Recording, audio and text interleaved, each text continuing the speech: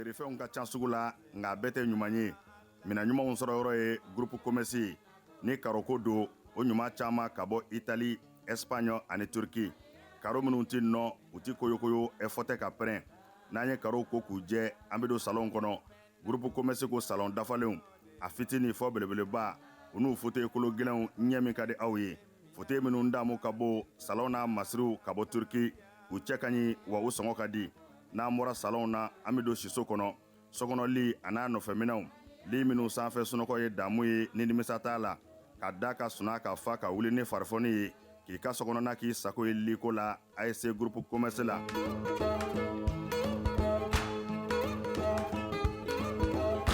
Baara ɲɛdɔn o ye yiriwa sira dɔ ye groupe commerce ko biro kɔnɔ minɛnw biro dafalen tabali armoire chaise fauteuil i b'i to minnu kɔnɔ k'i teriw ka taa ka segin k'a sɔrɔ i ma wuli salle de conférence n'o ye lajɛkɛyɔrɔw ye o tabalijanw a n'a chaise ɲumanw ninnu bɛɛ lajɛlen bɛ sɔrɔ yen ka fara nin bɛɛ kan sanitaire minɛnw ɲɛgɛn kɔnɔ minɛnw a dafalen saniya ani lafiya kɔnɔ n'an bɔra ye kuranminɛnw caman nanen don transfo fitini a n'a belebeleba groupe électrogène min ka di aw ye ani kuranminɛn siya bɛɛ groupe commerce la minɛnw ka ca nka sɔngɔ man ca groupe commerce bɛ Amdalaye ACI 2000 bibliothèque nationale tɛmɛnen kɔ ka tɛmɛ palais de sport la ka dɔɔnin kɛ i kini fɛ groupe commerce a tɛ dogo la maa dɔngɔ bɛ yɔrɔ min i bɛ yen de sɛgɛrɛ groupe commerce.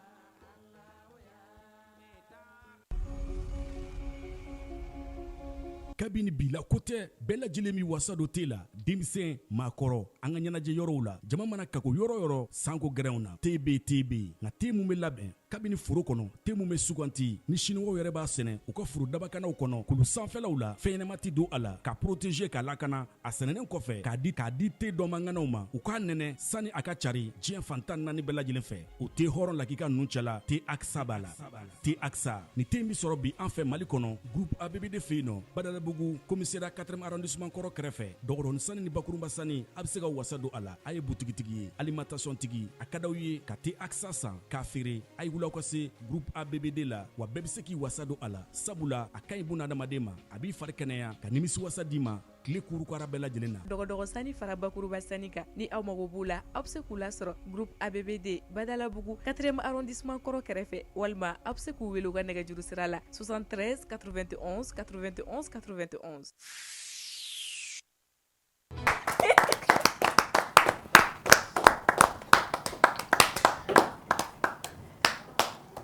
Moi, j'ai une belle-sœur très hypocrite. Ah. Et une... D'accord. Elle m'a fait du mal, c'est qu'elle fait maintenant. Non, non, il y a la clip là. Mais hypocrite. Elle m'a trop fort. Madou, j'ai dit le nom de quelqu'un ici, c'est tout. Non, tu n'as pas. Pourquoi tu plies ni comment on va? Pourquoi tu es hypocrite? Non, mais trop fort. C'est tout, Canada. D'accord. Moi, je ne suis pas hypocrite. Canada. Canada. Elle n'est pas hypocrite parce que nous avons un ça vaut que elle n'est pas hypocrite. Ou quand nous avons un sang, elle est hypocrite. Et nous ne sommes pas les gens qui ne sont pas faire. Epta. Aya amita o me ki do fana be no Islam so qui blesse Islam ne. Dans la société le man wa. C'est tout ça va. Ça va. Tu vas bien? Je vais bien. Ni tu as une idée. Tu me. Le montrer. Et Jorama d'Orindia. Voilà. Original. Ah, tu as des amis de Jock. Oui. Oluwabi, c'est comment? Ma mère. Bon. Aïwa. M'taka bidon. C'est mon ami, il part me voir à la maison à me perroquer. Quand il a envie de rentrer, il rentre. Est-ce que l'amitié femme-homme existe? C'est tout. Pour moi, ça existe, j'en ai beaucoup. Ah bon? Avec ta soeur, Non, quand il y a juste un truc, on parle ni problème ni avec mine dala parce que en fait les gens, quand je parle avec les gens, il y a ça méga photo là. Je pense que les gens me voient plus en conseillère ou peut-être en confidente qu'autre chose en fait. Ni comme quand ça va pas, même certains avec leurs femmes, ils viennent me dire. Et puis mais à la petite caque, mais c'est Waltag là n'a rien tamani, même si Waltag là n'a. À la petite caque, mais kangarum da, à petite caque lio appliqué, abigné. Je sais pas si tu comprends. Donc pour moi, mon amitié nous qu'est comme naka, imagination ni fait me dit amitié nous c'est pas ça. L'amitié réellement entre hommes et femmes, ça existe très bien même. Anuma est réel. Même mon famille tout côté parce que moi je les vois ces hommes là. ne t'ouvre en tant que peut-être mais c'est intéressé chez moi ne t'ouvre non n'y quoi. Je les vois pas comme ça. Mais est-ce que eux ils et te voient eux comme aussi ça? même chose. Ah bon? Oui, parce que même je prends le temps de vraiment calculer les mots amis et quand je vois Nina te nyega hala chien que peut-être tu penses à autre chose et n'était pas le tout nier comment t'as c'est degré vraiment. Parce que moi qui est intéressé par toi, même si là tu commences à faire l'offre en quelques secondes seulement tu es au courant, il veut voir qu'à la quoi. Et puis c'est tout des cafés, non peut-être la personne peut changer d'avis. Ce n'est pas donc à faut que ça n'y avait non. En tout cas moi je pense que l'amitié entre hommes et puis femmes ça existe vraiment et puis c'est sincère. C'est le rapprochement qui crée l'amour. D'accord. J'espère que tu vas bien. Réponds à la question Je directement. vais très bien, je n'y crois absolument pas du tout. Tiens, nous sauter et on se va bandoula mais t'es gars tiens on va bandoula mais t'es gars monsieur de Kalabanji. Ça n'existait pas. Bon, il voulait pas faire donc en tout cas ni tiens c'est que ni mantenir la En tout cas je suis beaucoup parce que ni ma y follow tiens muso ka tiria kala bana j'ai jamais vu ma y follow. Tiens muso tiria ka foi ma boila. Faut na vous c'est que garder la va garder off la non c'est il y a mais on va faire no faut te boire. Ate En tout cas l'état nous on faut te boire. Mais étant donné que tu as kuma be. Non, c'est pas une question de ibaro ala iteri musoma. C'est pas parce qu'il ni me nyonga dongo kino be kuma dongo ko iteri bita soro dobe sang kono chien kilo be sang ça va ça ne n'a pas qu'à nyonga mo de iteri re parce que les gens se disent ami camaraderie be non amitié be non c'est vraiment différent. Les gens essaient mo ko confondre nyonga quoi. Une dobe barolo ke ka fako tiki iteri c'est pas ton ami. Ani amitié entre hommes et femmes pour moi ça existe Wallahi abi ça dépend ibe mo gofle ni nyami quoi moi j'ai un truc comme ça Peut-être c'est des frères. E bega mo gofle ni nyami e bo nyade do atigi be gefle ni nyami et mu be kono kan nyasha alima e bo do mbale kono kan nyasha mais c'est mais quand la personne est intéressée par toi non o ye fili Wallahi o te fili je te jure que o te fili e be se ka mo kanu pendant des années donc do be jete foi ke pour ga yira la ka kanu du sukuna no jari yira ba ko yipse ko ke fo ga jiya wuli o wala ko foi ta du sukuna kan nyasha e ma ni opportunité ni ouverture ni kana do rabani en tout cas hommes et femmes moi je pense que ça existe beniga femelle wallahi ça n'existe pas. beniga femelle tout en tout cas non avec mais c'est-à-dire que na mena ñogo kan il y a fo cogomi ko re bi se ka na do hakili la soit muso ou bien cɛ parce que ni muso gɛrɛ la ɲɔgɔn na o de kama u b'a fɔ ko mɔgɔ kana to ka gɛrɛ muso la kojugu hali ni muso man di ye n'i ya don kelen bɛna se dɔrɔn i bɛna fɛn dɔ y'a dɔn min bɛ diya i ye o de kama i y'a fɔ dɔrɔn ko c'est le rapprochement qui crée l'amour c'est pas seulement les i y'a fɔ cogo min ça peut se faire mais a kɛra cogo cogo a mɛnna cogo cogo soit la femme soit l'homme o bɛ jarabi a bɛ fɛn dɔ bɛ na chez moi il y a pas ça quand je décide de te mettre dans entre parenthèses d'amitié tu es dans entre parenthèses pour toi c'est l'amitié mais peut-être que les parenthèses amitié bon au dépend il y a la parce que ni o ta ɲɛga la dongoro c'est fini bon arato te bon là si quand ça reste comme ça va rester comme ça Non mais là jarabi est là sans rien demander et ta bienveillance comme tu le dis et bien comme ça que les gens te voient plus en confidente qu'autre chose bien sûr na jarabi là est là et ka o katogoni nous fait nous ni ne bo taila ki jarabe la na on arrête tout parce que moi je te vois pas méga faire no de fois quoi mo ne ga mo yeto tikele ça je le dis depuis ne be ñogon do domina quand je décide que ni relation ni ça va rester comme ça bon atigi ne to tandi ma i ga fa ki ba o yira ne na kwa ne mo anteta no straire diengono anteta no kuma tena anteta no straire ça contraire c'est ka jaraba non quand je te mets dans entre parenthèses dans quelque chose tu es comme ça parce que l'amour est imprévisible je sais que l'amour est moi c'est mon ami mais bon mɔgɔ ka fɛn tɛ quoi en un mot faamuyali cogo tɛ kelen surtout la plupart du temps aw fana a bɛ kɛ mɔgɔ fana kɔnɔ ko ne fana ni minnu fana bɛ tugu ɲɔgɔn nɔfɛ ko amitié il y a des gens qui disent que c'est pas possible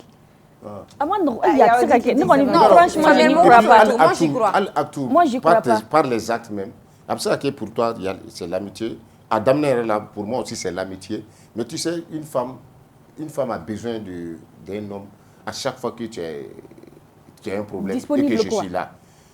que ça soit financièrement ou que ça soit autrement ni e mako bɛ fɛn fɛn na moi je suis là je suis présent au acte bɛ se k'a to i bɛ jaraba a tigi la olu tɛ foyi kɛ an muso dɔw la nous autres là il y a d'autres qui n'ont pas besoin de ça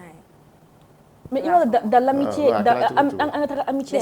ali ni muso ni am mo le en tout cas ko amitié c'est pas les histoires de on se parle bio au téléphone ou bien chez j'ai un problème je t'appelle pour t'exposer ça après il y a rien entre nous quand on est dans la vraie amitié Moi, avec moi, par exemple, ni dit on a mis comment on n'était pas canam. On n'était pas check ça la mère takamo. On doit la boule bene boula mère takamo. Ça c'est des choses que je calcule pas parce que pour moi c'est naturel. Ni on a musolé ou quoi. Ils peuvent rien se passer entre nous. Mais ni tiens, ni terigari et amra takamo je te prends par la main, amra marcher dans la rue ou bien boule bene canam ou bien boule bene canam dans la rue on est en train de marcher. Parce que qu'on est terigari ou bien tout le temps on est au téléphone du matin jusqu'au matin parce que qu'on est terigari ou bien je suis tout le temps en train de te raconter ma vie ou on s'écrit matin midi soir on me bonjour je suis en train de te dire ça. Qu'on est terigari et au terigari ce n'est pas ton ami. Parce que lien sur le bâtiment qu'on crée jamais qu'on fait nos mathématiques on tire quand vous êtes free, vous êtes free, allez vous êtes free, on fait un bec, on fait un bébé fondé, donc on can. Vous fouillez tes mandats, ça ce n'est pas possible.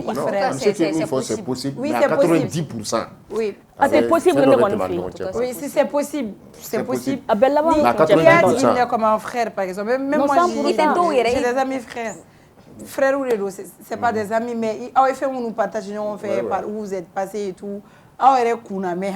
Madou. Allez, oh, yere. Oh, la plupart. Tu l'as bon ça. Ça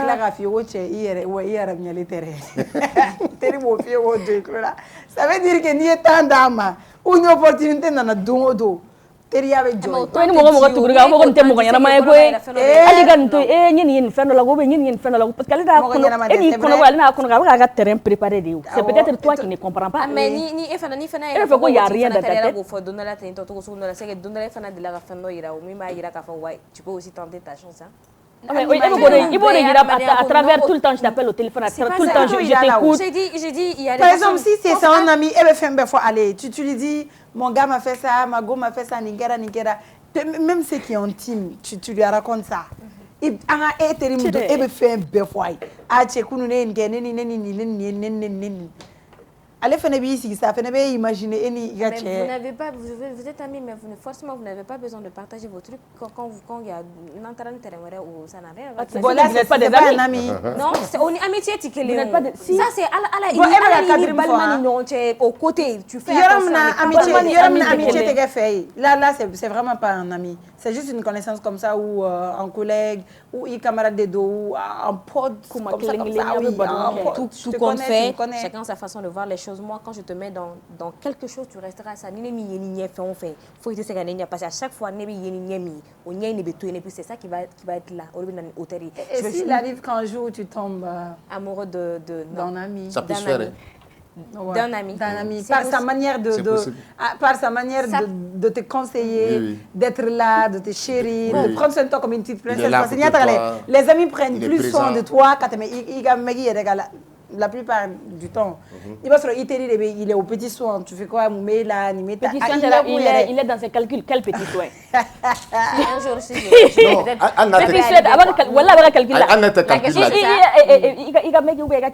ne sais pas comment vous dites ça. Il n'aura comme ça qu'il y a un calcul de là-haut. Au tsega munke il faut que Dieu lui aller boleke. En attendant, en espérant qu'un jour aller me placer occupé. C'est vrai. C'est juste ça. Non, ouverture sur Dieu Dongoura avec Sra Frani. C'est pas un homme. Non, Dieu Dongoura. Je vais même pas faire n'était fait allo calcul parce que dans mes projets. Oui, ça ne me connaît pas. Non, là on parle plus de toi, on parle du général. Mais la personne ne peut pas répondre à la place d'une autre personne. Moi, j'ai répondu à ma place. Ça n'existe pas du cas général.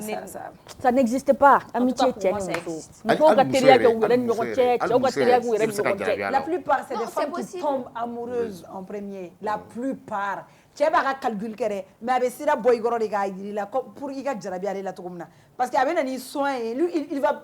retirer une soirée là. Dieu a bien à la chercher premier paquet mouna. Give me sa photo, mais elle va terrain calculer. Elle va essayer là et la mimina et la jarabi, elle est là. Forcément, tu es la première qui va flancher. Et il faut leur dire qui va te tiquer. Attention, si vous devenez des mousseaux, on est très faible d'esprit. Attention, si vous devenez non. Et même quand tu es en couple, quand tu donnes du temps à quelqu'un, par exemple, il est temps de dire que ou tu te dis quand mon gars n'est pas là, mais bon, il est fait, il est là. Il est temps fitini mega dimare, ou il est là quand temps bêta. L'autre il est effacé. Il va voir comme ça, on regarde mon corps comme ça te calfa.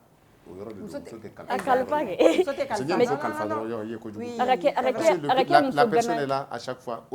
La personne, pour toi, c'est ton ami. Effectivement, pour lui aussi, a d'amener au départ, il n'y a rien. Mais le fait qu'avec Grégoire Nyongona et qu'il est présent, quand tu as des problèmes, il est là. C'est-à-dire que si tu as des soucis, il est là. Ni warkumako bila bo nyanabo ni ikanga yoro mi abo nyanabo a chere tere o e ale la chere tere o atula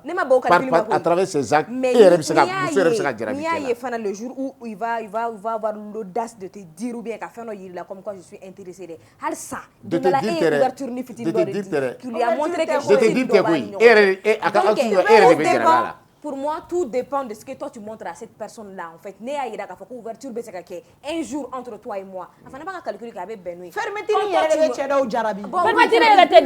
moment où tu acceptes d'être ami avec la personne, il y a ouverture. Non. Tu imagines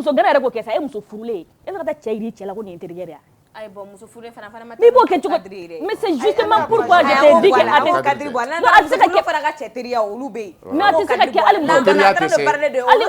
c'est pareil. Oui, quand tu es marié, je ne vois pas. Non, mais quand tu dis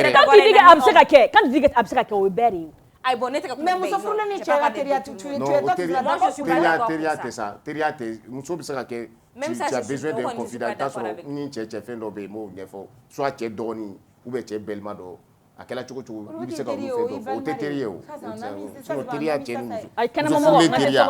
kanema mo no teria no aterige do ka bogana na la dia na bo ko ni enterige uri ebe boy bu sile to salon no be baro la no ni teria mo nyana mai ni teria mo nyana ni tanke alite ni manga se baro ay u tse ka baro ke ay mais amitié femme mariée makmano oro den comment parce que moi je suis pas du tout d'accord ne fur la ni ami ou bien. Quand je vais être mariée, ni be dada ni be signé ni limite de ce sont pas tes amis. Aïe mais au début c'est mes amis. Ce sont pas tes amis. Quand il y a ton mari, tu es obligé de te muso gain parce que je suis mariée. Non, ni bi teriga gero parce que go furu. Ouais mais limite de que iter muso ni tchétchéo. Bon, quand c'est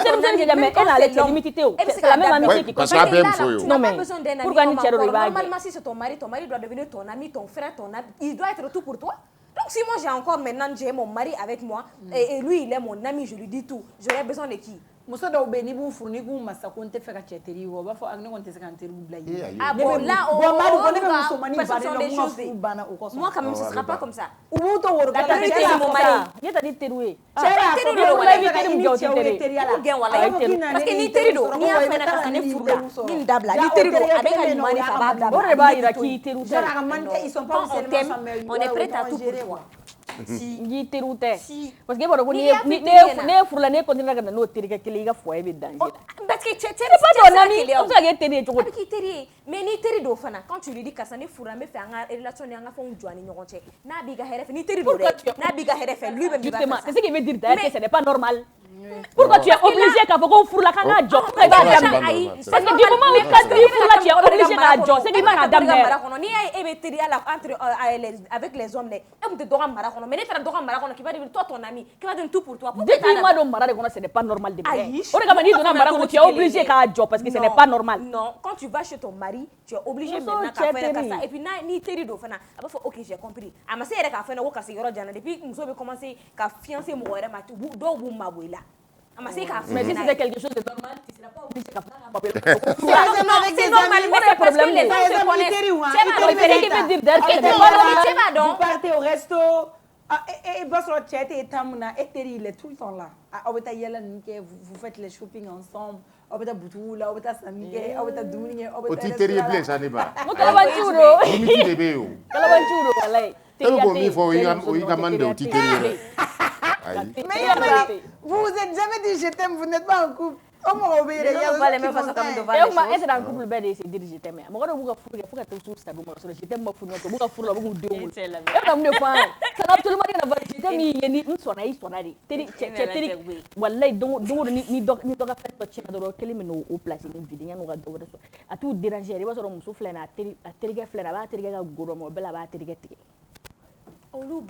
Oh bah débé teriga de do abaro go sunguru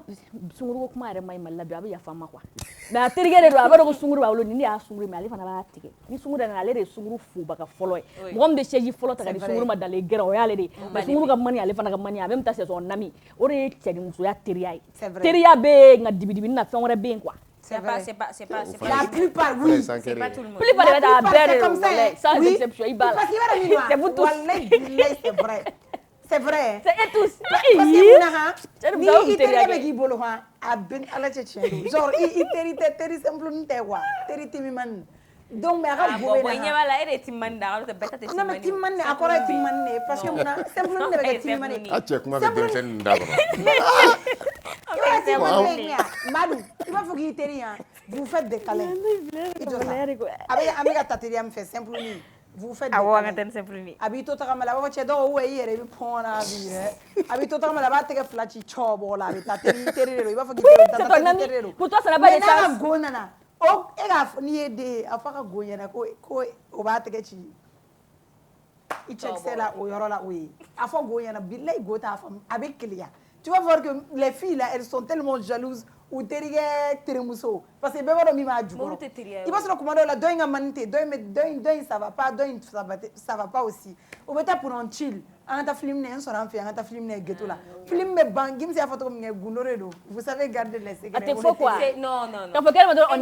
nous sommes juste amis déjà vous vous dépannez mais après vous êtes amis depuis domina vous commencez déjà à limite tu dois dépasser kana corps côté kana fargolu grenol damne comme yemi fosano ka teke ci yoro do la teke manga sero ma depuis et ka nga do nga foté tériou ça c'est pas mais limite de tirer mais amitié on la c'est un risque à ne pas prendre non c'est un risque à ne pas prendre limite de tirer genetique fembela limite be genetique fembela surtout tirer limite be genetique fembela mais il y a des amis vous faites des bisous pourquoi exactly bisous c'est ton ami mais c'est pas ton ami depuis quand je dis pour moi ça peut exister ne pas donner ka tirer mignon limite doit être mon faut dire oui parce que là je te vois Camille moi je connais opportunité mine ba dit chewere maka gerani na ribi so chewere de ça avec lui moi je suis peut-être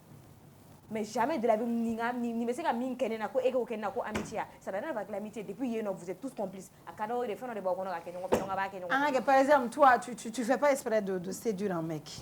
c'est ton ami il vient il se confie à toi tu l'appelles ça va t'as mangé tu fais quoi et genre tu es là tu es très attentif tu es très attentionné plutôt tu es là au petit soin vraiment Madou mais ebolo ki be ka gagner nyuma ya la passer terikerido mais déjà que lui il te voit ere o nyuma ya mkalere ebe go mi fore parce que ouverture terrenier ouverture ida la kafoko tu peux me toucher tu peux me faire ça tu peux me faire ça mais OK ouverture c'est ça par exemple tu vas fermer ka clé ka gogoro ka la ka fi bala o gogoro mani ne ori kadai ebe ka attention damare abse ka jarabi la attention abi jarabi mais atese ka fier tout ça là j'ai juste l'impression que c'est tout ça c'est déjà ton ami te dit depuis le début tu réponds à 10 que c'est pas ton ami quand tu as besoin seulement de passer quelque part il va t'aider à le faire c'est juste orchestrer c'est tout sinon quand c'est ton ami c'est point barre après tu as un système fait ni chita amitié ni be ko eredi ko eredi on la katini non parce que ne pas un système mené par abi alors c'est mon ami je vais l'appeler alors Karsa mo me 50 000 lati nyame ko tima enterigan drone rusa Karsa comment on habiter pizza tima enterigan drone rusa enterigan drone il mo go jora war la yakite mo la fi enterigan drone ko ngay na yakite mo la fi enterigan fana ka fa wala yakite mo la mais ouverture do non c'est ça il faut que ça soit clair yoro ka tiri be muso kalabantia nyori yala ni muso yoro ka tiri be che kalabantia moi j'ai des amis wala on ga tiri et puis pansement wala on che muso ya tiri c'est que c'est mes amis donc na ni ela téléphone sono na le roti répond message na una na le roti répond na le kan bla orna alors peut-être ni dia mo na ile sa glani kan ko na le kan bla tu es pressé non fait Gims abse ka kere ita foi mais il sent toi tu as besoin de ça et il fait abse que abo actimun ke ere abse que abo actimun ke c'est que ere be tika jarabi ala il faut donner on nous m'a fait le pays est dangereux ni wari be chembolo si tu veux faire plaisir à ta meuf Adama à ton ami non à ta go parce que il go badene be grebu ala kere fait après le grebu no wum na ula tena bin ala ke bon il va cliquer à badene quand tu as l'argent quand tu as les moyens là si tu peux faire plaisir à ta go plaisir non mais tu es ça non il va sur dobe kere fait amogo be jena tike fait la personne elle gère on regarde ça nous ça va se venir je me suis mariée avec mon meilleur ami Si c'était de l'amitié simple, là, pourquoi tu te maries avec ton meilleur? Parce que c'est orchestré depuis le début. Orchestré depuis le début. C'est orchestré depuis le début. Quand c'est ami, c'est ami.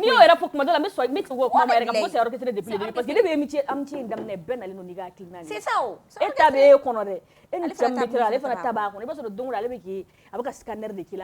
C'est toi qui ne vois pas. Il y a un débat très intéressant qui vient après ça aussi. Je ne sais pas si on va faire le point info avant Bololo qui ça aujourd'hui. Non, c'est pas mieux. C'est mieux. Oui, on fait les points info d'abord. Donc, avec Bololo qui s'est tapé. Parce que Bololo qui c'est un sujet de débat très chaud, très hot. Les jeunes filles, maintenant, on va demander les mères. On va faire les points info. Oui. Information. C'est la tendance. Bigini Mariamba envoyé en prison. Selon nos dernières informations, les artistes Babani Kone, Mariamba et Bigini Bagaga ont été placés ce jour sous mandat de dépôt par le procureur du pôle national anti-cybercriminalité. Elles sont toutes les trois poursuivies pour injures réciproques et atteinte aux mœurs. Elles seront jugées le 4 septembre prochain. Donc, un artiste nous Babani Kone, Bigini Bagaga, Alini Mariamba. Ko ame wati mine ina fosi san ku uma ni ma sabani koni foka tase ma woro ma munu nga identité don folo ku kon bébé placer sous mandat de dépôt ku ka jugement me sera le 4 septembre prochain no e kalukura clinani ame do ke ala ka danimando akula ni amboro la métaphore Sotiba ka ofeno un bébé a failli être enterré vivant ce lundi 21 juillet à Sotiba. Selon nos confrères du quotidien national, l'essor, un drame évité de justesse a eu lieu au cimetière de Sotiba. Situé en commune 1 du district de Bamako, un bébé a failli être enterré vivant ce lundi 21 juillet 2025. Dans ce lieu d'enterrement, les faits se sont déroulés aux environs de 16h. Donc, Sotiba ka kon fe no ko ni wati na ka fara ko alhamdulillah barisa ko den fitin do kon ku nyana ma shukumena ta do mais de justesse adona ka fakabulo na ko den ngoni ko akuma fatu ka be nina. Donc, ama fuka alhamdulillah rabbil alamin. Ni amboro la ameta toujours pas de nouvelles des otages indiens. Près de 3 semaines après le rapt de 3 ressortissants indiens, la fille de l'un des otages a lancé un appel aux autorités maliennes pour qu'elles agissent afin de sauver son père âgé de 60 ans. Il s'agit de la fille de Prakash Joshi, enlevé avec 2 de ses compatriotes. Donc, quand on dit que les Indiens sont sol malien na wati na ko ma sababu yango ngoni tunu na enlevera ma do fe ma munu masaka identifier mais ko do kele ngoni ni oye Prakash ale din oye e demande kan autorité ma ofe wala sa ka seka wulili ke ka jatimine ke mbora kula ni akofana na karatu kum non fana mina kana information jonjon di awma ni amoro la metanga bi point info la antara indicateur du renouveau sans fait olukumana ko empêcher de voyager à Dakar. Les avocats de Moussa Mara dénoncent une atteinte à ses droits fondamentaux. Ni amboro la meta le guido fana sans fait olukumana ko charte pour la paix et la réconciliation nationale. Le document final sera remis aujourd'hui au chef de l'État. Olukumana bi information et c'est Camara, bonsoir. Bonsoir. Vous allez bien? Ah, ça va. Super, alhamdulillah. C'est que un méta indicateur quand anya ka foko Moussa Mara kun kan voyager ka be ikunda Sénégal kan mais quand déterminer ka foka ka voyager mais c'est ka bon on un indicateur ko aka avocat ko ni a dénoncé comme atteinte à ses droits fondamentaux am saka mune soro ou information. D'accord, vraiment au Kibara à Tuna chaîne je pense bien. Le 21. Le 21 kunu. Mais ni ko mara ni wakati nuna vraiment il va donc à fort avec à willa seria boloka ni ya chien savana pratiquement donc ni kono lundi temene akumbi vigila au de brigade d'investigation judiciaire akumbi willa yino kata ni a nyininga aka activité doka parce que mara plein conseil ni mali politique mo ko wer laje min bi activité la ko so parler do la femme a dalindo la ka fo aba yerebo wa fen ta ko fana ka ni dumbu o sawra kono dron vraiment min kadibake ya femme parce que conseil na mara ko yi je ko do sigi min bi se ka deme la si de se batoma akumbo au mouvement de kono donc ya wele katani ninga o fembi buluminka abora bijila lundi arabado procureur fana communicatif fana ya wele o kuma kelenka mais abela anoma mine parce que anaka wako ko ñoo fe o ya ninga ayu jabi ataraka so atoro la de fu tenendo akun invitera kata Dakar conférence do la aya o sen fe anaka sumo do rek ngata ñaka demi so do ngata ñoo fe aéroport yɛrɛ la polisi fila nana ka n'a jɔ a ma k'a fɔ a ɲɛna k'a tɛ se ka bɔ ko yamaruya dir'olu ma k'a bali a ka taga vraiment a ma fɛn faamu mais a m'a kɛ mankan ye a m'a kɛ fosi ye a segira ka taa kɔ mɔgɔ min don n y'a fɔ aw ɲɛna cogo min na mɔgɔ kalannen don a y'a se b'a ye donc a y'a ka avocat ladɔnniya min kɛra a la donc olu ko nin min kɛra vraiment u ye dan sigi a ka hakɛ dɔw la n'o tɛ mɔgɔ min sariya tɛ ma mɔgɔ min nɔ minɛ munna aw b'a bali ka bɔ a y'a faamu aya an bɛ wagati min na sisan an bɛ transition de kɔnɔ n'i ko transition i ko régime d'exception hakɛ dɔw bɛ an bɛɛ bolo mais a hakɛw ɲɔngirilen don k'a sababu kɛ an bɛ lahala min yɛrɛ la et bi bɛɛ b'a kalama k'a fɔ mali bɛ taabolo min kan an ka faamaw ye charte 3 sigi an b'a fɔ ma ko les 3 principes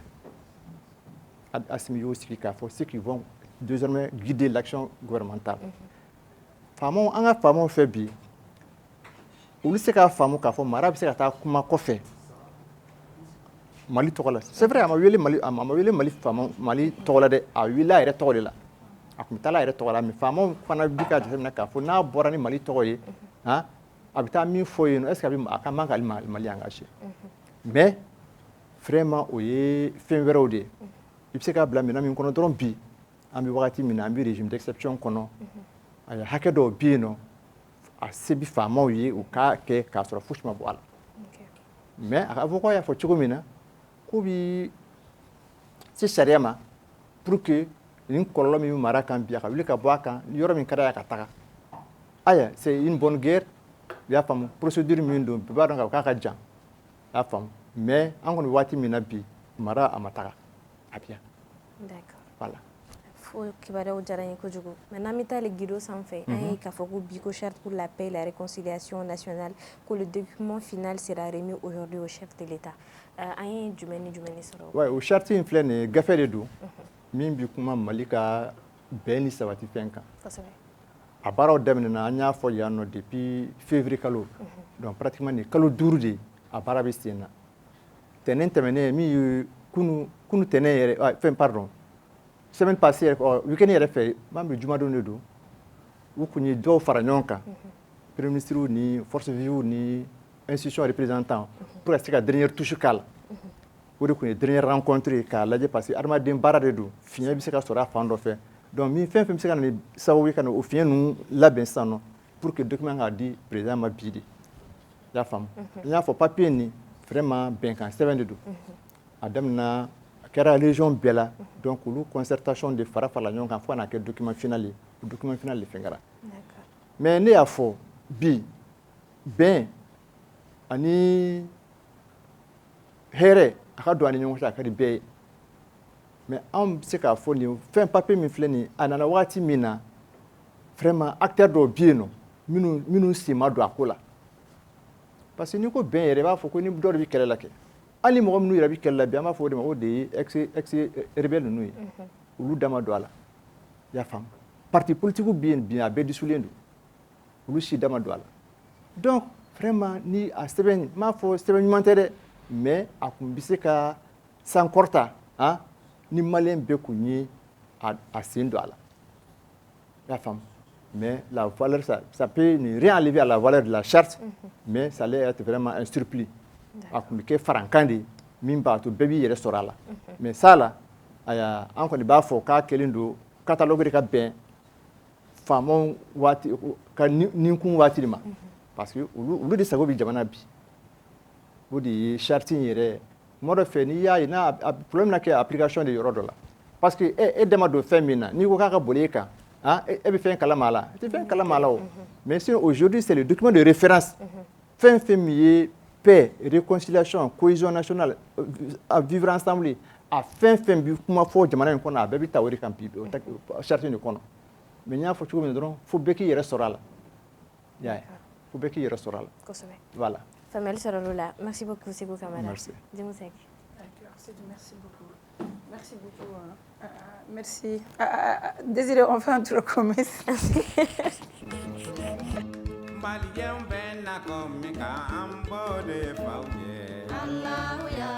Groupe commerce feerefɛnw ka ca sugu la nka a bɛɛ tɛ ɲuman ye mina ɲumanw sɔrɔ yɔrɔ ye groupe commerce ni karoko do o ɲuma caaman ka bɔ Italie, Espagne ani Turki. Karo minnu ti nɔ u ti koyokoyo fɔtɛ ka pɛrɛn. N'an ye karo ko k'u jɛ an bɛ don salon kɔnɔ. Groupe commerce ko salon dafalenw a fitini fɔ belebeleba u n'u fauteuil kolo gɛlɛnw ɲɛ min ka di aw ye. Fauteuil minnu damu ka bɔ salon n'a masiriw ka bɔ Turki u cɛ ka ɲi wa u sɔngɔ ka di. N'an bɔra salon na an bɛ don siso kɔnɔ. Sokɔnɔli a n'a nɔfɛminɛw li minnu sanfɛ sunɔgɔ ye damu ye ni nimisa t'a la ka da ka suna ka fa ka wuli ni farifoni ye k'i ka sokɔnɔna k'i sago ye liko la ASC groupe commerce la.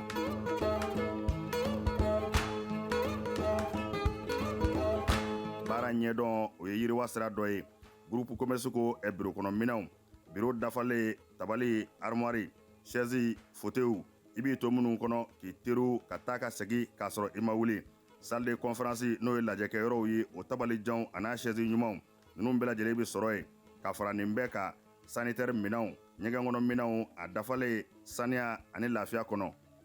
N'an bɔra ye kuranminɛnw caman nanen don transfo fitini a n'a belebeleba groupe électrogène min ka di aw ye ani kuranminɛn siya bɛɛ. Groupe commerce la minɛnw ka ca nka sɔngɔ man ca. Groupe commerce bɛ Amdalaye ACI 2000 bibliothèque nationale tɛmɛnen kɔ ka tɛmɛ palais des sports la ka dɔɔnin kɛ i kini fɛ. Groupe commerce a tɛ dogo la maa dɔngɔ bɛ yɔrɔ min i bɛ yen de sɛgɛrɛ. Groupe commerce. kabini bila ko tɛ bɛɛ lajɛlen min wasa do te la denmisɛn maakɔrɔ an ka ɲɛnajɛ yɔrɔw la jama mana kako yɔrɔ yɔrɔ sanko gɛrɛnw na TB nka te mun bɛ labɛn kabini foro kɔnɔ te mun bɛ suganti ni siniwaw yɛrɛ b'a sɛnɛ u ka foro dabakanaw kɔnɔ kulu sanfɛlaw la fɛnɲɛnama ti don a la ka protéger ka lakana a sɛnɛnen kɔfɛ k'a di te dɔmanganaw ma u k'a nɛnɛ sani a ka cari diɲɛ fantan naani bɛɛ lajɛlen fɛ o te hɔrɔn lakika ninnu cɛla te aksa b'a la te aksa ni te min sɔrɔ bi an fɛ Mali kɔnɔ groupe ABBD fɛ yen nɔ Badalabugu commissariat 4e arrondissement kɔrɔ kɛrɛfɛ dɔgɔdɔni sani ni bakurunba sani a bɛ se ka wasa don a la a ye butigitigi ye alimentation tigi a ka d'aw ye ka te aksa san k'a feere a ye wulaw ka se groupe ABBD la wa bɛɛ bɛ se k'i wasa don a la sabula a ka ɲi buna adamaden ma a b'i fari kɛnɛya ka nimisi wasa d'i ma tile kurukara bɛɛ lajɛlen na dɔgɔdɔgɔ sani fara bakuruba sani kan ni aw mago b'u la aw bɛ se k'u lasɔrɔ groupe ABBD Badalabugu 4e arrondissement kɔrɔ kɛrɛfɛ walima aw bɛ se k'u wele u ka nɛgɛjuru sira la 73 91 91 91. Karoko do o ɲuma caman ka bɔ Italie, Espagne ani Turki.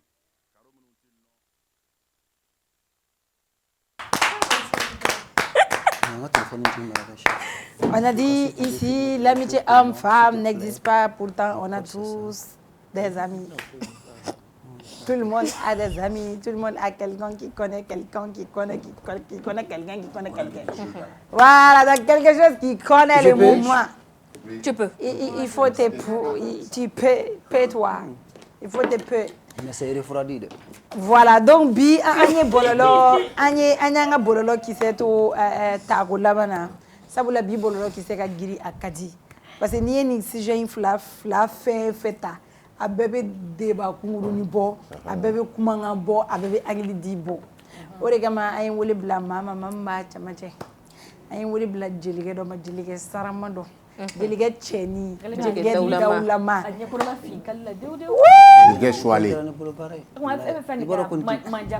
Ibara kunti kale kui, ni bandiari no ni tasmari no etanto. Bandia jara. Nye jugoro la yɛrɛ la. To la. Cɛni kun ye bandi ye ni fitinin ma. Ne kun man ɲi. An ni jelige mina jɛ an bɛna masala. N y'a introduit joona parce que an ka sujet fɔlɔ a ka d'an ye a k'i da don o fɛnɛ la. Sinon a nakun jɔn ba yɛrɛ b'a la. N'an y'o kun tigɛ an ka bi point fo la. Mais n b'a to yen a ka présenter a ka foli d'aw ma. Daɲɔ an b'i bolo. Bon ne ye Cheikh Daɲɔ ye. N bɛ Daɲɔ ouais. Comme ba ko Daɲɔ quoi. Exact. D'accord. Ne origine bɔra Kita mais n somɔgɔw sigira Segu. Voilà, ne ye Maninka ye. Maninka jeli. Maninka jeli, ne bɛ dɔnkili da, n bɛ voilà. I bɛ so fana wele. Ne bɛ fɛn wele min tɛ so. I t'an bisimila ni so ye, an ka sɔrɔ ka débat daminɛ. I kɛlen fɛn wele min tɛ so ye, min tɛ so ye jumɛn ye? Sorwa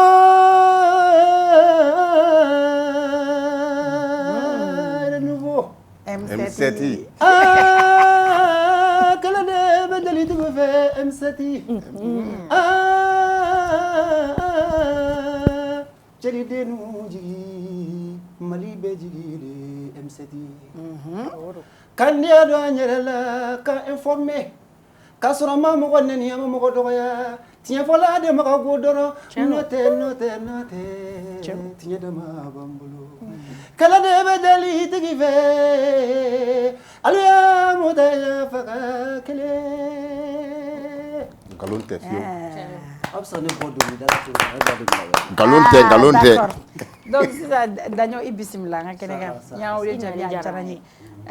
na jɔn dɔ b'i la mais an bɛ to ka débat kunkuruninw kɛ invité nana quoi an b'u bisimila bɛɛ b'i hakilina falen ɲɔgɔn na bɛɛ b'i hakilinaw jira an yɛrɛ bɔra an ye débat kunkurunin kɛ min na a fɔra ko est-ce que teriya bɛ cɛ ni muso cɛ bon bien sûr teriya bɛ cɛ ni muso cɛ d'accord n bɛ ala fo k'ala barikada yanni n ka don kuma na parce que kuma ma nɔgɔ a ma nɔgɔ bilatula kuma de don on va pas aller loin teriya bɛ cɛ ni muso cɛ bien sûr parce que o tɛ bi dɛ o depuis fɔlɔ de u ka dɔnkili dɔ bɛ yen u b'a fɔ ko suwaresile tɔnɔle kamalenba fɛ kamalenba tɔnɔle kamalenba fɛ o suwaresi kamalenba tɛ cɛ min bɛ muso caman sunguru tigɛ wala wari bɛ cɛ min bolo dugukolo in kɔnɔ b'a fɔ ko ni mun ye mobili sɔrɔ wala ni mun ye du caman sɔrɔ ko b'a fɔ k'ale ye kamaleba ye wala ni mun ye muso caman sɔrɔ ko b'a fɔ k'ale ye kamaleba ye bon kamaleba de ye fɔlɔ depuis musomanin fitinininin depuis a wolo tangani ani cɛman dɔ bɛ b'u kɔdiya ɲɔgɔn ye a bɛ kalifaw la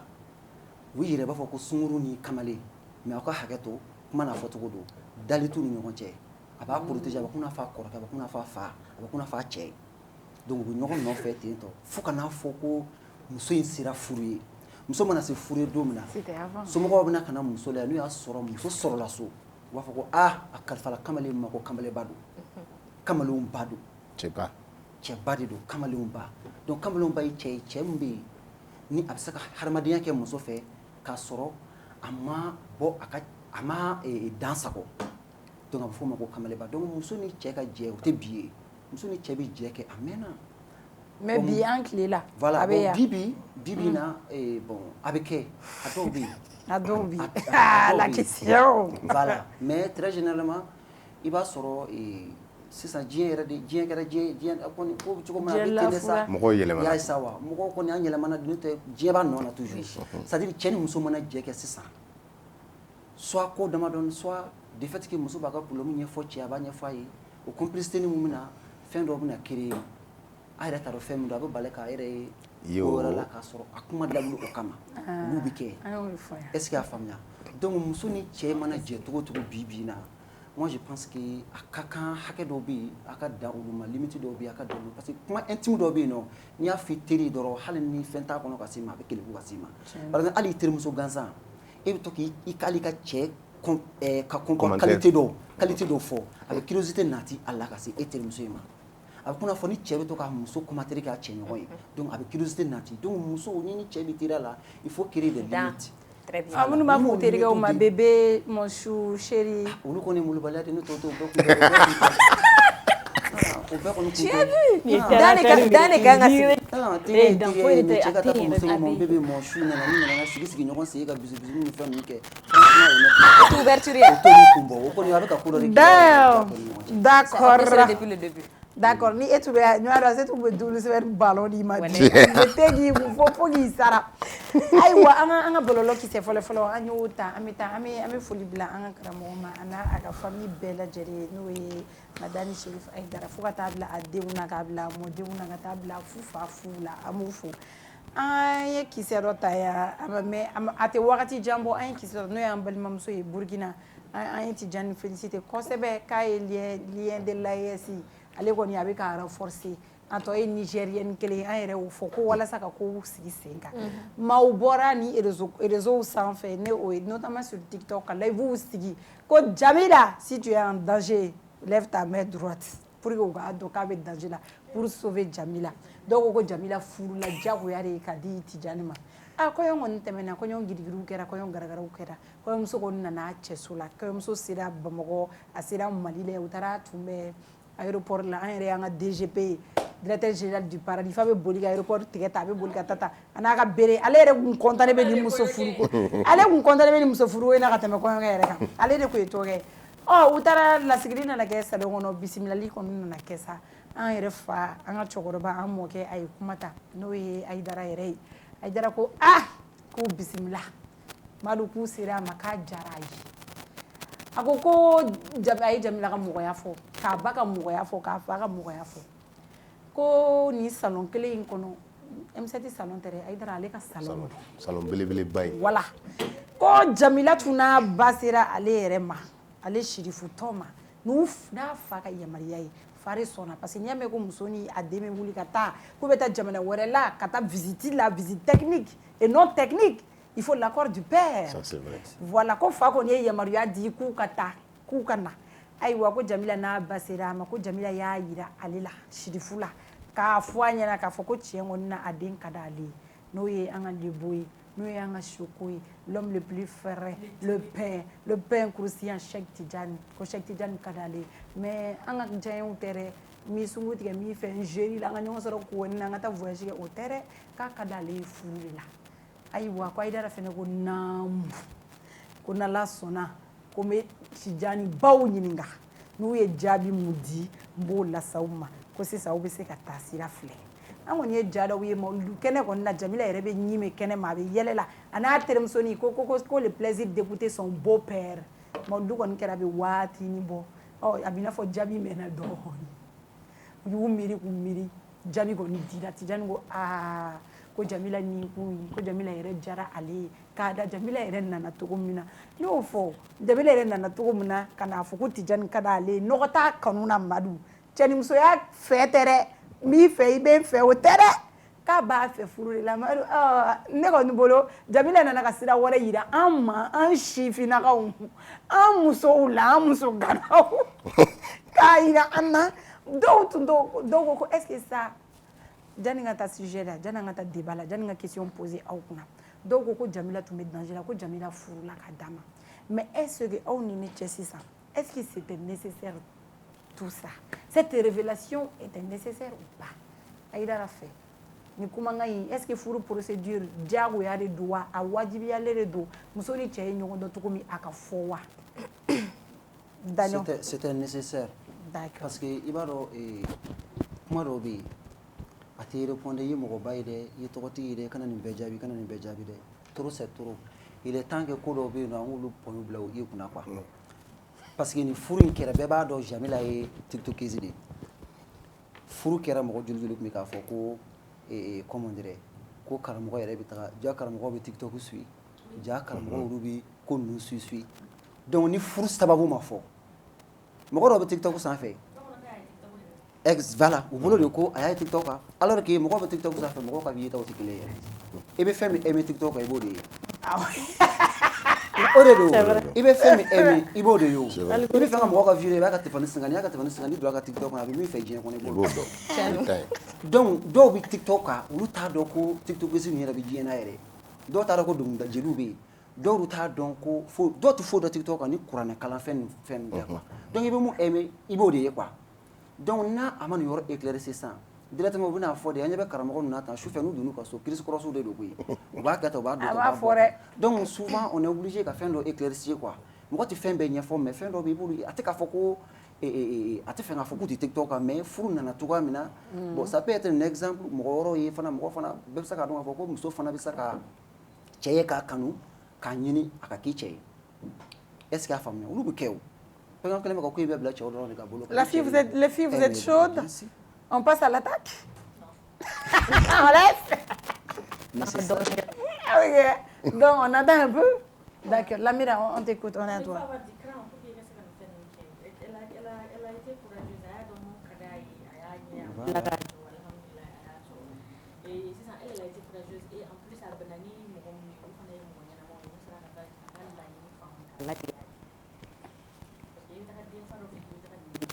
para idin kadi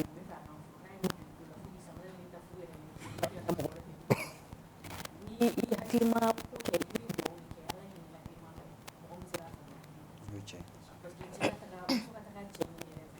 ni ya sega sama ko bu mukala sera ka d'a ma ja e de tagara ɲini oui en fait ni muso cɛ ɲini dɔrɔn tu te rabaisse bon quelque part hali ne yɛrɛ ka jate ro mais ni i yɛrɛ dina ni ŋanɛ la ya mun ka di ni wulila k'o ɲini ne fɛ o bɛ traji de dɔn a ka di n ye wulila ka taa ɲini muso wulila ka taga cɛ ɲini cɛ a bɛ kanu dɛ n'o tɛ an m'an sigi an tɛ n'a y'an jan si ka jɛ mɔgɔ na wuli ka taa maa ye n'o tɛ k'a si fa ma ka ɲini ji ko k'a bɛ fɛ ka furu ka n'a ka so mɔgɔ si yɛrɛ ma yɛrɛ ka fɔ non, elle a précisé. Son père a précisé dans les dits. Oui, c'est tout. On est à 3. Ouais, bon, j'ai l'impression que moi, je n'ai pas les mêmes informations peut-être que les autres. Peut-être parce que quand hier soir, j'étais dans le live, où explication dans la Toukoumnani, je pense que c'était pas. Peut-être la Inikelemouté. Je pense. Parce que l'histoire de Nana, comment il y a fait pour déguiser de là où le monsieur il a dit Aïdara il quand on Jamila Nana donc allez à Ninga. Donc à Benafo, ce que moi j'ai suivi parce qu'après il y a été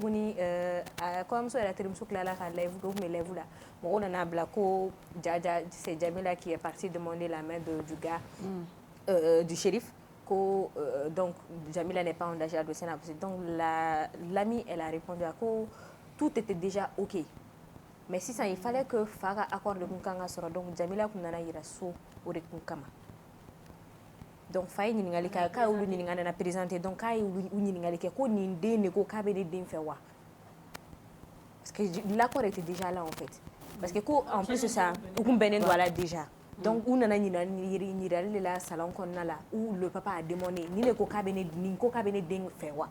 ou Koko Awa. Donc, la chose s'est passée un peu comme ça. Oui, mais. Si les choses se sont passées comme ça, comme il y a photogramna, Terimuso y a photogramna, là dala, chéri beta bon muso nofe, abeta ni woro e ou abeta ni ngani foloke, akadini me fait au défaut, abe faut comme baou ni nga. Oui Mali mais est-ce que ni chikera? Parce que ni na koko les choses ni live taraka atara tentori. Mais live là on va écouter la vidéo du shérif, on va revenir. On va écouter les dits derrière. Désiré.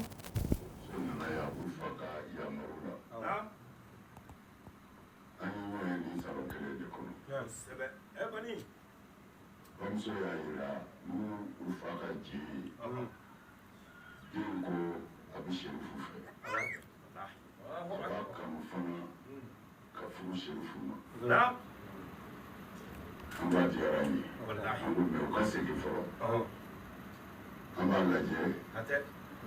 ka a baw ɲininka voilà a kɛcogo y'o ye alors ni a baw sigira an kumana dɔw ka jɛn dira k'a fɔ mɔgɔ min ko ne bɛna ala ko sira kan o tigi man ka rejeté o kan ka minɛ ni bolo fila ye o bɛnn'o kan an y'o ci fana se somɔgɔw ma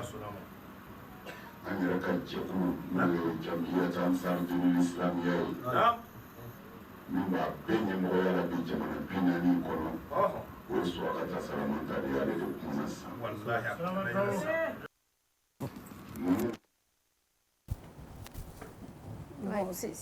C'était pas dans celle-ci exactement, mais il y a la vidéo sur les réseaux sociaux. Oui, il y a un photo. Oui, il y aura une sinon comment on va faire ni quoi faire. Je n'ai pas pu enregistrer tout, j'étais quand même dans le live, j'ai vraiment écouté avec attention. C'est peut-être la fille qui est venue demander le monsieur là. Je pense que ce n'était pas du tout ça. D'accord.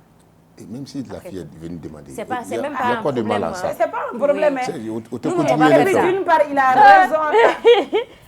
Elle va faire ça. Ni muso de nana, moi je pense que o tɛ kojugu ye o. Et n'i bɛ mɔgɔ fɛ i b'a fɛ de o. Et kulonkɛ tɛ fɔ sɛbɛ de don. Et je pense que k'a kɛ i b'a fɔ ko sherifu man ka nin muso furu. Mais moi je vois pas. O de kama la dernière fois j'ai pris l'exemple. I ko parce que n'i y'a ye kuma cayalen don dɛ. Parce que la fille était sur TikTok. O dɔrɔn de don parce que o dɔrɔn de ye kuma caya.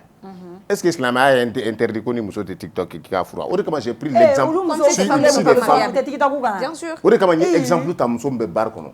I bɛ muso bɛ baara kɔnɔ i b'a bɔ baara kɔnɔ k'a furu a bɛ kɛ muso ɲuman a bɛ kɛ furu muso ɲuman o de kama n ye exemple ta o kan a bɛ den barikama wolo k'a d'i ma et elle peut être une très bonne femme de foyer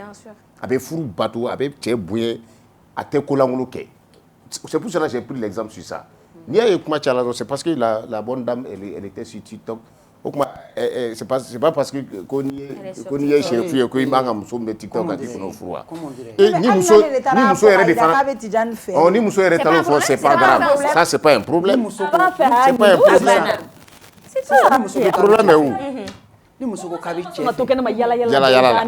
James ni muso ko k'a bɛ cɛ fɛ moi je pense que a ye dɔ bɔ cɛ yɛrɛ ka donni na fɔlɔ parce que cɛ caman charge la parce que mun na cɛ caman bɛ yen nɔ u bɛ muso de olu de bɛ kɛ muso fɛ fɔlɔ ka muso nɛgɛ a ka ku fɛ ka sɔrɔ k'a furu